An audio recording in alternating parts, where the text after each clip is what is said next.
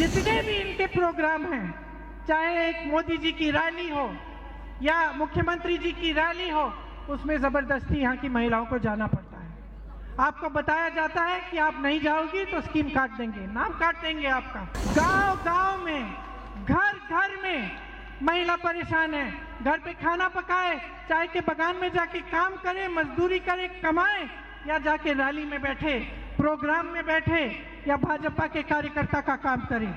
इन्होंने double engine की सरकार कहा था कि नहीं? पिछले चुनाव में मोदी जी आते थे, कहते थे अब डबल इंजन की सरकार चलाएंगे, लेकिन इन्होंने डबल गुलामी की सरकार चलाई है।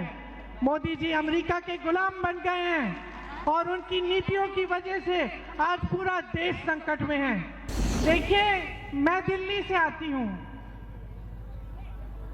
जब हम दिल्ली से, मुंबई से, अलग अलग शहरों से, असम के बाहर से असम के बारे में सोचते हैं तो हमारे मन में एक चित्र बनता है। कैसे हैं असम के लोग, कैसा है असम?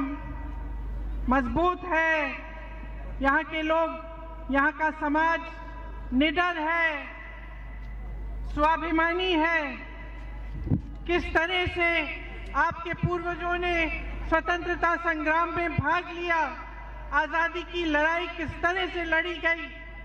श्री शंकर देव जी, माधव देव जी जैसे महान संत यहाँ के हैं, श्री लचित बोरफुकन जी, श्री वीर चिल्लाराय जी जैसे निडर योद्धा, कनकलता बरुआ जी, विष्णु प्रसाद राभा जी और गोपीनाथ बोरदोलोई जी जैसे महान नेता, सबने एकता की बात की, भाईचारे की बात की, आपकी सभ्यता को बनाई, उसकी नींव डाली।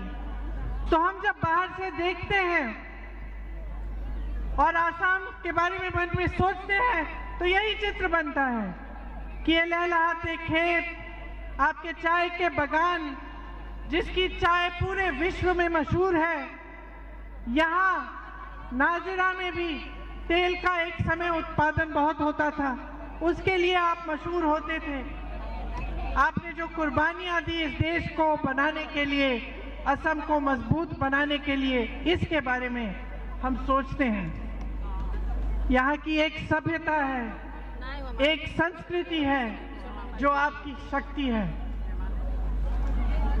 जब हम अहोम सभ्यता की बात करते हैं, अहोम समाज की बात करते हैं, तो पूरे देश भर में गर्व होता है कि इस समाज ने इस देश को कितना दिया, इस समाज ने इस देश को कैसे बनाया और असम को कैसे बनाया, कैसे मजबूत किया। आज जब हम आपकी सभ्यता, आपकी संस्कृति के बारे में सोचते हैं तो भूपेन हजारिका जी और जुबिन गर्ग जी के बारे में भी सोचते हैं। ऐसे महान कलाकार जो हर दिल की धड़कन रहे आपकी। और जब जुबिन गर्ग जी की मृत्यु हुई तो असम के बाहर के लोग, हम जैसे लोगों ने देखा कि किस तरह से आप उनसे जुड़े हुए थे, और हमारे मन में ये सवाल उठा कि ये व्यक्ति कौन थे, क्या किया था उन्होंने कि असम की एक एक माँ, एक एक बेटी, एक एक भाई, एक एक बेटा उनके लिए रो रहा है।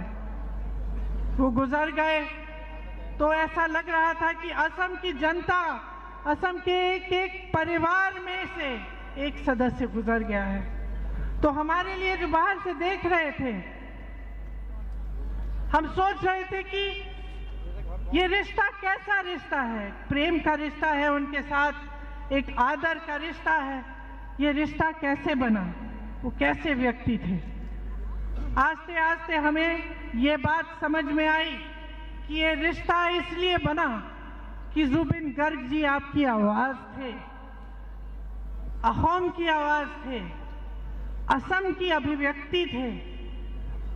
इसीलिए जब वो इस दुनिया से चले गए तो यहाँ बैठे एक एक जने का दिल टूटा। असम में एक एक परिवार में दुख हुआ, एक एक परिवार ने शोक मनाया। तो एक राजनीतिक तौर से हम अगर देखें तो हमें सबसे पहली समझ ये होनी चाहिए, हम सब नेता हैं, हमें सबसे पहले ये समझ होनी चाहिए कि ये जो आपकी संस्कृति है, ये जो आपकी अभिव्यक्ति है, ये जो आपकी आवाज़ है, इसको जगह चाहिए, इसे और शक्ति देना चाहिए, इसे और मजबूत बनाना चाहिए। जिस तरह से जुबिन जी ने रास्ता दिखाया, उस रास्ते का राजनीतिकरण नहीं होना चाहिए, उस रास्ते की सुनवाई होनी चाहिए। हमें देखना है, हमें समझना है कि उस रास्ते पे चलने वाले जितने भी अहम की जनता है, उसके लिए हम कैसे एक बेहतर आसाम बना पाए, ये हमें समझने की बहुत ज़रूरत है।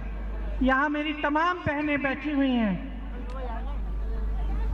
मैं संसद की सदस्य हूँ, पार्लियामेंट में मेरी सीट है, वो सीट केरल में वायनाड है, और वायनाड में भी यहाँ की तरह चाय के बागान हैं। और मैं जब भी मिलती हूँ वहाँ की महिलाओं से जो चाय के बागान में काम करती हूँ, और जब मेरा हाथ पकड़ती हैं तो सबसे पहले मुझे एहसास होता है कि हाथों पे इतने छाले हैं। चाय चुन चुन के सालों से ये काम करके आपके हाथों पे छाले बन गए हैं, आपके हाथ कठोर बन गए हैं। जब मैं यहाँ आई थी कुछ सालों पहले, तो मैं यहाँ के चाय के बागान की महिलाओं से मिली, और आप सबने मुझे क्या बताया? आपने बताया कि आपका वेतन बहुत कम है। उस समय भाजपा ये वादा कर रही थी कि 300 शायद 350 का वेतन देगी, वहीं के लगभग था। आज मैं इतने सालों बाद जब पूछती हूँ कि क्या आपका वेतन बढ़ाया गया, तो बहुत कम बढ़ाया गया। आज भी आप लगभग उतने ही वेतन पर काम कर रहे हैं। आज भी आपकी वही समस्याएं हैं, आप उसी तरह से संघर्ष कर रही हैं जिस तरह से उस समय आप संघर्ष करती थी। यहाँ के तमाम ट्राइब्स हैं, आदिवासी हैं, जिनको एसटी का दर्जा देने की बात हर राजनीतिक दल आपके सामने चुनाव के समय करता है कि नहीं करता है? करता है कि नहीं करता है? करता है ना। देखिए 5 सालों से इनकी सरकार रही है, क्या इन्होंने ये दर्जा दिया? नहीं दिया। इन्होंने ये दर्जा इसलिए नहीं दिया क्योंकि देना नहीं चाहते, इनकी नीयत है ही नहीं। आज भी आप उसी चीज के लिए लड़ रहे हैं जो आप 5 साल पहले लड़ रहे थे। आज भी मेरी बहनें संघर्ष कर रही हैं क्योंकि हर चीज की कीमत बढ़ गई है। महंगाई इतनी हो गई है कि हर चीज को संभाल के आपको करना पड़ता है। जब आप खर्चा करने जाती हैं तो सोच समझ के करती हैं कि क्या खरीदूं और क्या छोड़ दूं। और महंगाई इतनी बढ़ गई है कि बच्चों की फीस, बच्चों के यूनिफॉर्म, पुस्तकें, हर चीज महंगी हो गई है। त्योहार आता है तब भी घबराहट होती है। जिस तरफ आप देखें उस तरफ महंगाई ही महंगाई। और आज चुनाव का समय है तो पेट्रोल तेल के दाम फिर भी संभल रहे हैं, लेकिन आप देखेंगे कि जैसे ही चुनाव खत्म होगा वो दाम भी बढ़ते चले जाएंगे। तो आपकी एक सभ्यता रही है, एक संस्कृति रही है जिसमें यहाँ की महिलाओं को मजबूती मिली है। जितने भी आपके संत थे उन्होंने महिलाओं को आगे बढ़ाने का काम किया, लेकिन आज की आपकी सरकार आपको आगे नहीं बढ़ाना चाहती। देखिए आज की हमारी लड़ाई क्या है? एक सभ्य असम की लड़ाई है, आपकी संस्कृति की लड़ाई है, आपकी अभिव्यक्ति की लड़ाई है, आपकी शक्ति की लड़ाई है। आप जहां भी देखें क्या मिलता है? असम की सरकार आपको स्कीम बना के देती है, महिलाओं को पैसे मिलेंगे, लेकिन नतीजा क्या है? नतीजा ये है कि जितने भी इनके प्रोग्राम हैं, चाहे एक मोदी जी की रैली हो या मुख्यमंत्री जी की रैली हो, उसमें जबरदस्ती यहाँ की महिलाओं को जाना पड़ता है। आपको बताया जाता है कि आप नहीं जाओगी तो स्कीम काट देंगे, नाम काट देंगे आपका। ये सच बात है कि नहीं? गांव गांव में, घर घर में महिला परेशान है।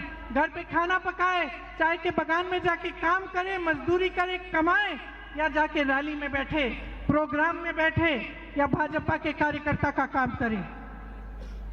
ऐसे नहीं होती हैं स्कीमें। बहनों, स्कीमें आपके फायदा के लिए होती हैं, फायदे के लिए होती हैं। पैसा मुख्यमंत्री जी का नहीं है, सरकार का नहीं है, आपका है, आपका है। आपको मिलना चाहिए और आपकी स्वतंत्रता मिलनी चाहिए आपको। ये नहीं होना चाहिए कि एक तरफ से आपको स्कीम मिल रही है, दूसरी तरफ से आपसे काम कराया जा रहा है। मैं देख रही थी, मोदी जी की एक बड़ी रैली है, उसमें सामने सारी महिलाएं बैठी हैं और हमारे कांग्रेस के कार्यकर्ता हमें बताते हैं कि जबरदस्ती उनको वहां ले जाया जा रहा है, धमकाया जा रहा है, डराया जा रहा है। इस तरह से सरकारें नहीं चलाई जाती। सरकारें चलती हैं जनता के लिए। बहनों, आपके बच्चों के भविष्य के लिए चलनी चाहिए। यहाँ आपने सुना, गौरव जी कह रहे थे, स्कूल बंद किए जा रहे हैं, ठेके खुलवाए जा रहे हैं। अगर स्कूल बंद किए जा रहे हैं तो आपके बच्चों को कौन पढ़ाएगा? उनका भविष्य कौन बनाएगा? कैसे बनेगा? ये सब चीजें आपको बहुत गंभीरता से सोचनी चाहिए।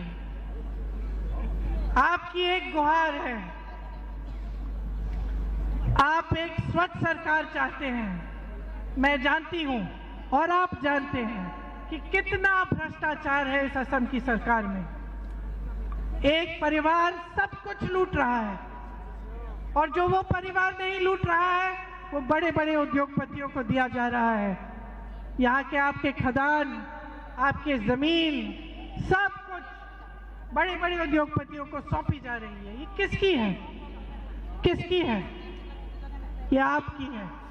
जैसे मैंने कहा, यहाँ तेल का उत्पादन होता था, चाय के बगान खिलते थे, खिलखिलाते थे, मजदूरी मिलती थी अच्छी, और आज हर तरफ से आपको नकारा जा रहा है। हर तरफ से संघर्ष ही संघर्ष है। एक तरफ खुली लूट हो रही है, स्कैम पर scam, Sharda scam, LC hill scam, Guwahati smart city scam, flyover scam, जमीन का स्कैम, संपदा का स्कैम। दूसरी तरफ चाहे कोयला हो, लकड़ी हो, पत्थर हो, बालू हो, हर जगह माफिया है, हर जगह सिंडिकेट है और हर जगह टैक्स भरना पड़ रहा है आम जनता को। कोई छोटा सा अपना बिजनेस कर रहा हो, कोई छोटा सा कारोबार शुरू करना चाहता है, उसको सिंडिकेट को पहले खुश करना है, उसके बाद अपना पेट भरना है। ये है आज स्थिति असम की, और इस स्थिति को अगर आप नहीं बदलेंगे तो कौन बदलेगा? आप बताइए मेरी बहनें, आप अपने बच्चों के लिए एक मजबूत भविष्य चाहती हैं कि नहीं? हर माँ चाहती है, हर माँ चाहती है कि बच्चे सुरक्षित हो, कि बच्चों का कहीं अच्छी कहीं नौकरी लग जाए, कमा ले, पेट भर ले, अपने परिवार की अच्छी तरह से देखभाल कर ले। लेकिन आज आपके बच्चों को ये मौका असम में नहीं मिल रहा है। रोजगार घट रहे हैं, महंगाई बढ़ रही है, जिस तरफ आप देखें संकट ही संकट है। और आपके मुख्यमंत्री सिर्फ भ्रष्टाचार में मग्न हैं। आपको स्कीमें भी देते हैं तो उसके बजाय, उसके बदले में आपसे आपकी मजदूरी लेते हैं। कहते हैं कि जाइए रैली में बैठिए, जाइए प्रोग्राम में बैठिए, ताली बजाइए, वाह वाह करिए, तभी आपको स्कीम मिलेगी। इसमें ना आपके जीवन की समझ नहीं है। मेरी बहनों, मैं जानती हूँ, सुबह से शाम काम करती हो, घर जाती हो, खाना पकाती हो, बच्चों की देखभाल करती हो, बच्चों का स्कूल का काम होता है उसमें मदद करती हो, घर की सफाई करती हो, जब सब सो जाते हैं तभी सोती हो। ये समय कहाँ है आपके पास कि आप किसी की रैली में जाके बैठे, किसी के प्रोग्राम में जबरदस्ती बैठे? कहाँ है ये समय आपके पास? ये आपका कीमती समय है जो आपको निकालना पड़ता है जबरदस्ती, इस डर में, इस भय में कि आपको फिर स्कीम नहीं मिलेगी। तो चाहे मोदी जी हैं, चाहे हेमंत बिस्वा शर्मा जी हैं, दोनों सिर्फ अपना स्वार्थ साध रहे हैं। सिर्फ आपके लिए तब काम करते हैं जब उसमें उनका कुछ फायदा दिखता है, और दोनों चाहते हैं कि डरा कर, धमका कर इस देश की जनता पर राज करें। यह इस देश की परंपरा नहीं रही है। आजादी की लड़ाई थी, आपकी स्वतंत्रता की लड़ाई थी। डर और भय के लिए लड़ नहीं रहे थे, हम उसके खिलाफ लड़ रहे थे, और आज भी यही हमारी लड़ाई है। आज भी हम चाहते हैं कि असम में एक ऐसी सरकार बने जो आपको डराए नहीं, आपको धमकाए नहीं, आपसे स्वार्थ नहीं साधे, आपकी सेवा करे, आपके लिए ईमानदारी से काम करे, आपकी संस्कृति, आपकी सभ्यता को आगे बढ़ाए और मजबूत बनाए। इन्होंने डबल इंजन की सरकार कहा था कि नहीं? पिछले चुनाव में मोदी जी आते थे, कहते थे अब डबल इंजन की सरकार चलाएंगे, लेकिन इन्होंने डबल गुलामी की सरकार चलाई है। मोदी जी अमेरिका के गुलाम बन गए हैं, और उनकी नीतियों की वजह से आज पूरा देश संकट में है, और हेमंत जी मोदी जी के गुलाम हैं, और ऊपर से ये चाहते हैं कि ये डबल गुलामी की सरकार इस असम के सुंदर प्रदेश और स्वाभिमानी प्रदेश की जनता को गुलाम बना दे, दबा कर रखे। आप सर उठाओ अपना, सीना तानो अपना, और मन बनाओ कि जो नई सरकार आएगी उसके साथ एक नया असम आएगा, आपका असम, वो असम जो जुबिन गर्ग जी का सपना था, वो असम जो आपके दिलों में है, वो असम जो आप सबका सपना है, जिसमें आपके बच्चों का भविष्य उज्जवल बने, जिसमें ये भ्रष्टाचार बंद हो, जिसमें आपके बच्चे स्वाभिमान से खड़े होकर कह सके हम असम के हैं, हमने ये प्रदेश बनाया है, हमें रोजगार असम में मिलता है, जिसमें आपकी हमारी बहनें खड़ी होकर ये कह सके कि हाँ, कोई हमें पूछ रहा है, अपने प्रदेश में हम सुरक्षित हैं, हमें रोजगार मिलता है, हमें सही वेतन मिलता है। तो अगर आप एक ऐसा असम चाहते हैं तो आप कांग्रेस की सरकार चुनिए। हमारी कुछ गारंटी हैं। हमारी पहली गारंटी है कि महिलाओं के लिए, आपके व्यवसाय के लिए, मतलब आप अगर कोई छोटा काम, बिजनेस शुरू करना चाहती है, आपको 50,000 रुपए दिए जाएंगे। जो भी स्कीम हम लाएंगे महिलाओं के लिए, उसका सीधा कैश का ट्रांसफर महिलाओं के खाते में, बैंक के खाते में जाएगा। 25 लाख तक आपको स्वास्थ्य बीमा मिलेगा। मतलब आपको कोई भी बीमारी हो, कितना भी इलाज करना हो, 25 लाख रुपए तक मुफ्त इलाज सरकार कराएगी। ये कांग्रेस की सरकार ने राजस्थान में करके दिखाया। आप राजस्थान में पूछिए, दवाई, इलाज, कैंसर का इलाज, हार्ट की सर्जरी, सारा मुफ्त मिल रहा था 25 लाख तक। इसका मतलब है कि जब कोई बीमार पड़ता है, घर में कोई बीमारी होती है, तो घबराने की जरूरत नहीं है, सरकार मदद देगी, क्योंकि आपके पैसे हैं, सरकार समझती है, और सरकार आपके हाथों में वो पैसे वापस डालेगी। कांग्रेस की सरकार चाहती है कि जुबिन गर्ग जी को न्याय मिले। 100 दिन के अंदर अंदर हमारी सरकार जैसे बनेगी, हम 100 दिन के अंदर अंदर उनको न्याय दिलवाएंगे। आज तमाम स्थानीय भूमिपुत्रों को टेम्परेरी पट्टा मिला है। हम टेम्परेरी से परमानेंट पट्टा देंगे 10 लाख स्थानीय भूमिपुत्रों को। और प्रदेश के जितने भी बुजुर्ग भाई बहन हैं उनको हर महीने 1250 रुपए की सहायता दिलवाई जाएगी। देखिए, जब भ्रष्टाचार होता है तो हम सब भ्रष्टाचार की बात करते हैं, और एक चीज है आपको भी समझ होगी, आपके ही इलाके में जब आप देखते हो कि अचानक नेता के पास बहुत पैसे हो गए हैं, जमीन खरीद रहा है, बड़ा घर बन रहा है, बड़ी बड़ी गाड़ी लेके चल रहा है, ठीक है, आप सोचते हो कि भ्रष्ट है, लेकिन इस भ्रष्टाचार का असर आपके जीवन पर क्या है, कभी आपने सोचा है? सिर्फ ये बात नहीं है कि एक आदमी, एक नेता फूल रहा है, फल रहा है, खूब बड़ा बन रहा है, उसके महल बंगले बन रहे हैं, उसकी गाड़ियां बन रही हैं, उसके बड़े बड़े उद्योग लग रहे हैं, जमीन बटोर रहा है। ये तो एक बात है। सबसे बड़ी बात क्या होती है भ्रष्टाचार से? सबसे बड़ी बात यह होती है कि आपका पैसा छीना जाता है। आपका पैसा मतलब जो सरकार का पैसा आपके हाथों में होना चाहिए, जो आपका है, आपकी स्कीमों के लिए, आपको आगे बढ़ाने के लिए, आपके जो सरकारी विद्यालय हैं उसमें डालने के लिए, आपके नौजवान बच्चों के लिए कॉलेज यूनिवर्सिटी बनाने के लिए, आपके अस्पतालों को बनाने के लिए, आपकी सड़कों को बनाने के लिए, आपके नलकों को बनाने के लिए, ये सब आपका पैसा होता है। सरकार की पूंजी होती है कि आपके लिए इस्तेमाल किया जाए। तो जब आप देखते हैं कि आपका मुख्यमंत्री, उनका परिवार इतना भ्रष्ट हो गया है हद से ज्यादा, तो आपको सबसे पहले ये बात समझ में आनी चाहिए कि ये आपका पैसा है जिससे ये महल बन रहे हैं, ये आपका पैसा है जिससे ये जमीन बटोरी जा रही है, ये आपके उद्योग हैं जो बड़े बड़े उद्योगपतियों को दी जा रही है मुफ्त में, ये आपकी सड़कें हैं, आपकी पाठशालाएं हैं, ये आपके स्वास्थ्य की इमारतें हैं जो नहीं बन रही हैं क्योंकि इनके महल बन रहे हैं, क्योंकि इनके परिवार फूल रहे हैं, फल रहे हैं। तो अब चुनाव आ रहा है 9 तारीख को, आप क्या करेंगे